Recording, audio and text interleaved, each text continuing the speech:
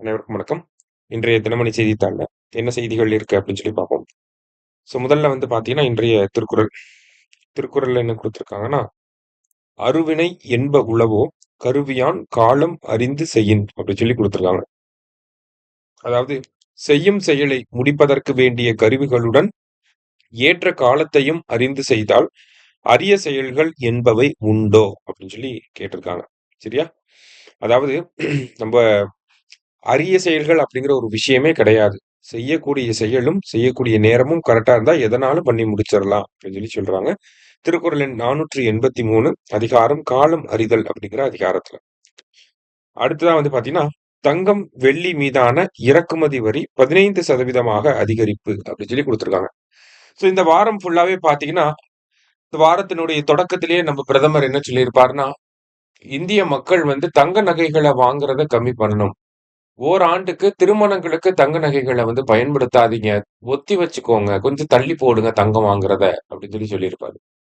அதே மாரி பொதுமக்கள்லாம் பார்த்தீங்கன்னா, பெட்ரோல், டீசல அதிகமா செலவு பண்ணாதீங்க. பொது போக்குவரத்து பப்ளிக் டிரான்ஸ்போர்ட்ட பயன்படுத்துங்க. இல்ல எலக்ட்ரிக் வெஹிக்கிள்ஸ வாங்கி அத பயன்படுத்துங்க அப்படின்னு சொல்லியிருப்பாரு.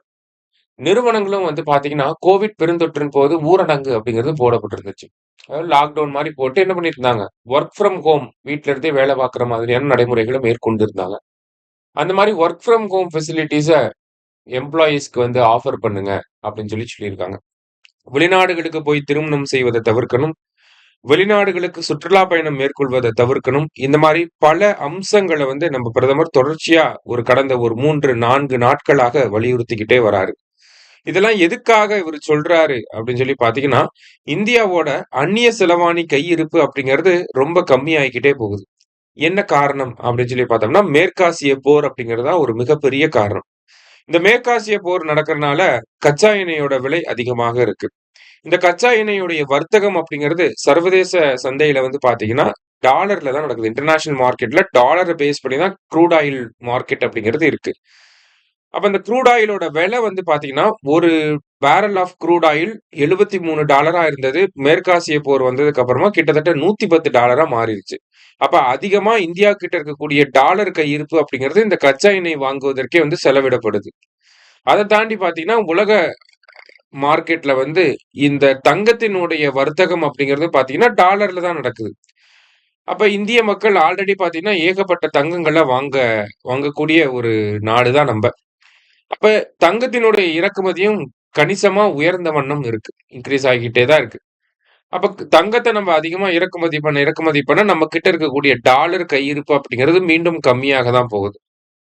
அப்ப இதனால என்ன ஆகும்? டாலர் கையிருப்பு இந்தியா கிட்ட இருக்கக்கூடிய டாலர் கையிருப்பு கம்மியாகறனால என்ன ஆகும் அப்படின்னு பார்த்தீங்கன்னா, இந்தியாவுக்கான அந்த இந்திய ரூபாயின் மதிப்பு அப்படிங்கிறது பாதிக்கப்படும். டாலருக்கு நிகரான இந்திய ரூபாயின் மதிப்பு அப்படின்னு சொல்லுவோம் இல்லையா?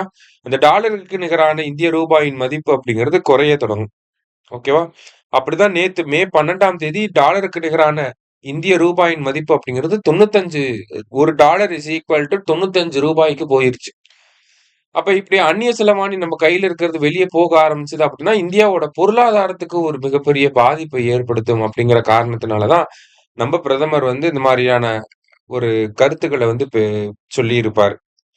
அதன அடிப்படையா வச்சு தான் இப்ப என்ன பண்ணியிருக்காங்க, தங்கத்தினுடைய இறக்குமதி வரிய என்ன பண்ணியிருக்காங்க, 6% 15% கிட்டத்தட்ட 9 சதவீதம் உயர்த்தி இருக்காங்க. சரியா? 6ல இருந்து 15% இன்கிரீஸ் பண்ணியிருக்காங்க. அப்ப இந்த 15% இன்கிரீஸ் ஆகுறனால கொஞ்சம் எக்ஸ் இம்போர்ட் அப்படிங்கிறது கோல்டோட இம்போர்ட் அப்படிங்கிறது கம்மியாகும். அதன் மூலியமா அந்நிய செலவாணி அப்படிங்கிறது அந்த டாலருடைய கையிருப்பு அப்படிங்கிறது இந்தியா கிட்டயே இருக்கும் அப்படிங்கிறது தான் அந்த ஒரு கால்குலேஷன். சரியா? அதனால தான் என்ன பண்ணியிருக்காங்க, டாலர் ஐ மீன் தங்கத்தினுடைய விலைய உயர்த்தி இருக்காங்க. அதே மாரி பிளாட்டினம் இந்த மாரி வெள்ளி, தங்கம், வெள்ளி, பிளாட்டினம் இது எல்லாத்தினுடைய இறக்குமதி வரிய அதிகப்படுத்தி இருக்காங்க. சரியா? இந்த காரணங்களுக்காக தான் இத பண்ணியிருக்காங்க. அந்நிய செலவாணி கையிருப்பு அப்படிங்கிறது தேவைப்படுது. ஏன்னா, ஃபாரின் போர்ட்ஃபோலியோ இன்வெஸ்டார்ஸ் நம்மளோட ஷேர் மார்க்கெட்ல இன்வெஸ்ட் பண்ணாம, அமெரிக்காவோட டாலர்ஸ் இருக்கக்கூடிய ஷேர் மார்க்கெட்ல இன்வெஸ்ட் பண்றாங்க. ஏன்னா, குளோபல் லெவல்ல இன்ஸ்டபிலிட்டி இருக்கனால, அமெரிக்கன் கரன்சி தான் கொஞ்சம் ஸ்ட்ராங்கான கரன்சியா இருக்கும். அதனால எல்லாரும் அமெரிக்கன் டாலர்ல இன்வெஸ்ட் பண்ணுவாங்க. அப்ப இங்க இருக்கக்கூடிய ஆல்ரெடி போர்ட்ஃபோலியோ இன்வெஸ்டர்ஸா இருக்கிறவங்க, இ நம்ம ஷேர் மார்க்கெட்ல இருக்கக்கூடிய இன்வெஸ்ட் பண்ண தொகைய வெளிய எடுக்க ஆரம்பிப்பாங்க. அத வெளிய எடுக்கிறப்பயும் நெறைய டாலர் வந்து இந்தியா கிட்ட இருந்து போகும். அத நம்மனால ஒண்ணும் பண்ண முடியாது. ஆனா நம்மளோட எக்ஸ்பெண்டிச்சர கம்மி பண்றதன் மூலியமா நம்மளோட டாலர் கையிருப்ப வந்து தக்க வச்சுக்க முடியும். அந்த ஒரு நடைமுறைய தான் அரசாங்கம் மேற்கொள்றாங்க. சரியா? ஸோ இது பியூர்லி வந்து பார்த்தீங்கன்னா, நம்மளோட ஃபாரின் எக்ஸ்சேஞ்ச் ரிசர்வ்ஸ வந்து காப்பாத்துறதுக்கான ஒரு முயற்சி தான். ஸோ இன்னைக்கு நியூஸ் பேப்பர்ல முக்கியமான 2 விஷயங்கள வந்து பார்த்திருக்கோம். நன்றி.